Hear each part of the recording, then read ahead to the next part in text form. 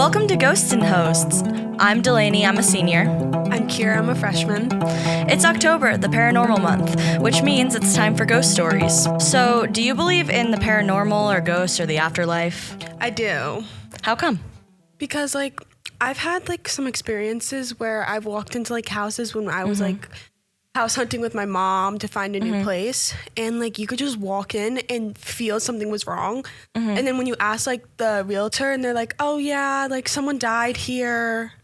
And then, on places we've stayed, a night, some weird crap has gone around, flashing lights out of nowhere, and there's no power outage. I've been paying attention more and more, and I've been seeing this happen, a lot in my life.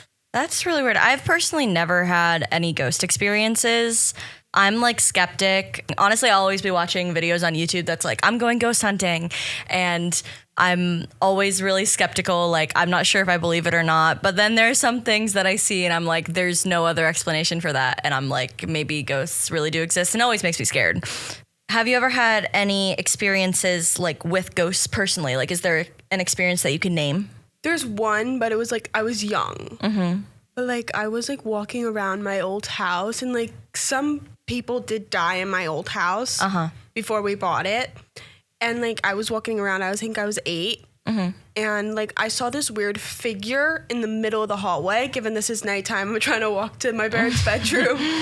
And all of a sudden I just see this weird figure thing, and it doesn't move for a while. And I go back to my room, of course, because I'm scared. And then I go out the next night after that, and I was there's no way. It had to be in my head. And lo and behold, that thing's there again. Yeah. And then I asked my mom, I was what did the lady look like that died in this house beforehand? She showed me a picture. It's the same exact lady. And I'm okay, I'm either going crazy or this is true. And my mom's well, I've never seen anything, so maybe you're just sleepwalking. And then my mom went out the same time I went out, and she saw it also. Yeah. My thing is it can't be a coincidence, but it's always so weird hearing about people who are yeah, I saw this ghost that I've never seen in my life, and then I was shown a picture and it was the exact same person. I've heard of stories that go the exact same way. Because I feel it could go so many ways with so many different people. Because some people just don't see them at all. Yeah, I've heard of people who are communicators between planes. I don't know a lot about ghosts in general, but the way that people are I can communicate, or I can use a Ouija board and I'll be able to see. It's really, I don't know. Would you want to be one of those people? I know there's a lot of stuff about oh, if you were born on an angel number, then you can see ghosts. And I'm I feel there's a lot of controversy about that. And I feel half of that is not true. Because I feel it's also people making stuff up about it. Yeah, I never know when people are lying. That's what's so hard about seeing, but I have to hear it from a person I know, or else I'm always going to assume. I always hear it from a certain type of people who usually go out to look for ghosts. A lot of the ghost hunting stories are people who actively believe in it and look for it. So I don't know if it's about believing or it's about being I don't even know, being able to actually be born with that ability to communicate. But then that's where I start to get skeptical, and I'm that doesn't seem real. That just seems fake. Because I feel people that are born with it, it doesn't actually, you're never born with it. I feel it's just coincidence and it happens. Yeah. I feel it happens on the most random times. I know I've always seen people that go searching or something. But when, you wake up in the middle of the night, you're going for a glass of water, and all of a sudden you just see something. Yeah. That just comes out of nowhere. Yeah. I'm still one of those people who, I'm not scared of the dark, but I will still, when it's night and it's dark out and I get a bottle of water, I'm still going to run up my stairs to my room. Yeah, same. I'm terrified, even though that I know logistically nothing's gonna happen. I'm still afraid that something's gonna grab my ankle and pull me back down the stairs and then possess me or something. Do you believe in possession? I do. You do? Has that ever happened with you? Or No. somebody you know? Someone I know. Okay. So when I was 10 and me and my parents were living in our old house. Okay. And they had we had this really, really odd neighbor. Okay. And she was cuckoo. Okay. And I thought, maybe she does drugs. Yeah. And I thought, obviously. simple solution to that problem. one night I was just like walking with my dogs and my mom. Like it was like maybe 6 p.m. before the sun was going down. And we heard like bloody screaming from her house. And we were confused. So me and my mom, we go knock on the door to make sure everything's all right. Sure. No one answers. And we thought, okay, if we hear screaming again, we'll call the cops just to check up on her. Sure. And nothing happened, but like a couple days later, the door was like unlocked to my house.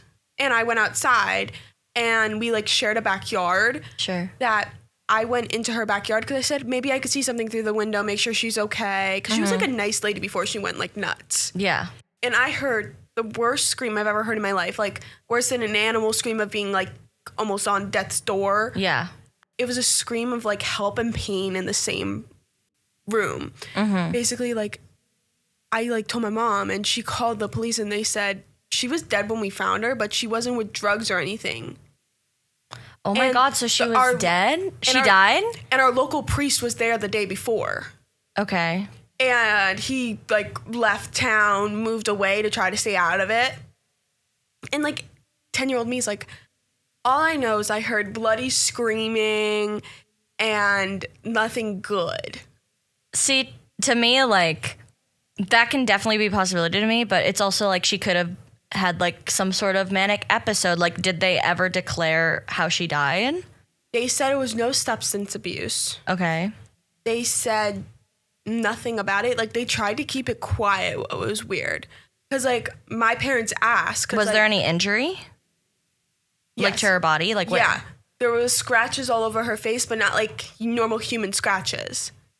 There were just, like, cuts, like, around her nose, on her wrist. Was she attacked by an animal? Did she harm herself? No, they said it was impossible to harm herself. Because all of them looked like they were cuts from, like, knives, but she was upstairs the entire time, and there was no knives that had blood on it. And, like, the cops declared it as, like, a cold case, not knowing what happened. But the family, like, wanted to know what happened to her. Because she lived alone, no dogs, no pets. That's so weird. I don't know. It was very confusing. Yeah, because like no one knew what happened to her. I bet. Yeah. And when like people ask questions, they'd be shut down so fast.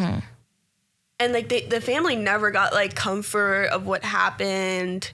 I don't even know where that priest went. He was the local priest of a church by us, and he left New Jersey as quickly as possible. That's so weird. Yeah, I don't know. I mean, have personally, you had experience? No, I've never had an experience. That's why I'm so skeptical about it, because I've never experienced it personally myself. If I ever did, it's possible that I could have been like, no, I didn't, and I could have reasoned out of it. But yeah, did this experience like change the way you saw like the afterlife? I know you were pretty young, so you probably didn't really have much of a concept of it anyway. But I didn't much, but it did. As I got older, it definitely did. Yeah, thinking about it more. I had more like stuff happen that I was like, something doesn't add up. Yeah. And like my mom's like deeply into paranormal and stuff like that. So she was like, I don't think you're lying, Kiera. She's like, I think this is actually happening to you. And it was like weird because like after that, I felt more and more like that non-explainable feeling of like deepness in a room. Yeah. Of like something trying to reach me, but I can't like reach it back. Yeah.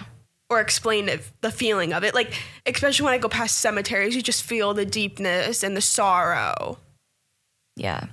Then I guess you're probably one of those people that we were talking about before, like who can just sense or feel the dead and are like connected to it.